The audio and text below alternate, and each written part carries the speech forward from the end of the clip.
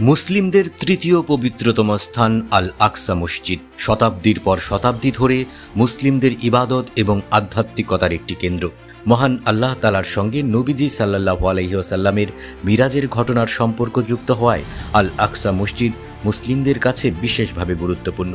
কিন্তু মুসলিমদের এই পবিত্র স্থানের উপর শকুনের চোখ পড়েছে ইসরায়েলি দখলদারদের। মঙ্গলবার মুসলিমদের ঐতিহ্যবাহী ও তাৎপর্যপূর্ণ আল আকসা মসজিদ প্রাঙ্গণে অনুপ্রবেশ করেছে ডজনখানেক ইসরায়েলি নাগরিক। এ সময় এসব অনুপ্রবেশকারীকে সুরক্ষা দেয় ইসরায়েলি সেনারা। এই দিন আল আকসা প্রাঙ্গণে অনুপ্রবেশ করেই ক্ষান্ত হয়নি ইসরায়েলিরা। আল আকসার বিভিন্ন স্থানে প্রকাশ্যে নিজেদের ধর্মীয় আচার অনুষ্ঠান পালন করে এইসব ইহুদিরা। এই দৃশ্য স্থানীয় মুসলিমদের হৃদয়ে গভীরভাবে আঘাত হেনেছে। মুসলিমদের ধর্মীয় স্থানের পবিত্রতা লঙ্ঘনের মাধ্যমে আবারও নিকৃষ্টতার চরম উদাহরণ দিল ইসরায়েলিরা। এদিকে গাজার পশ্চিম তীরে হামলা আরও জোরদার করেছে ইসরায়েলি বাহিনী।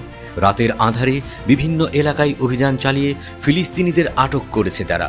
গাজাবাসীর বাড়িঘর ভেঙে ফেলা হচ্ছে এবং বেসামরিক নাগরিকদের উপরে হামলা চালানো হচ্ছে।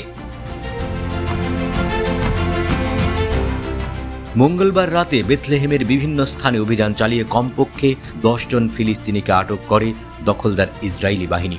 এমনকি নাবলুসের পূর্বের উল আসকারা শরণার্থী শিবিরে অভিযান চালিয়েও ফিলিস্তিনিদের আটক করেছে তারা।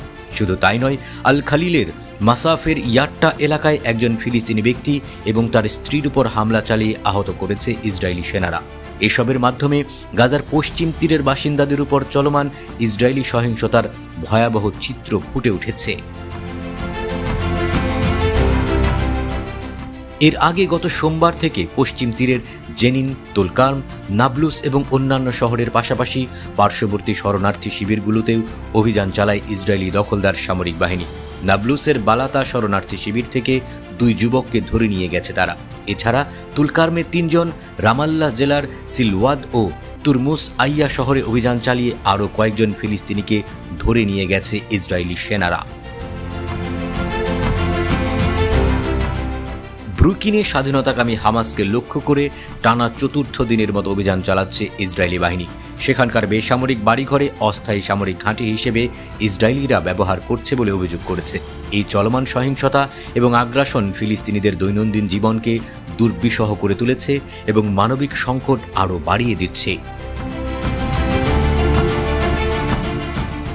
2023 সালের 7 অক্টোবর হামাসের আল আকসা ফ্লাড অভিযানের মাধ্যমে ইসরায়েল হামাস যুদ্ধের শুরু হয়। সেই বছরের 7 অক্টোবর ইসরায়েলের দক্ষিণাঞ্চলে ব্যাপক রকেট হামলা চালায় হামাস।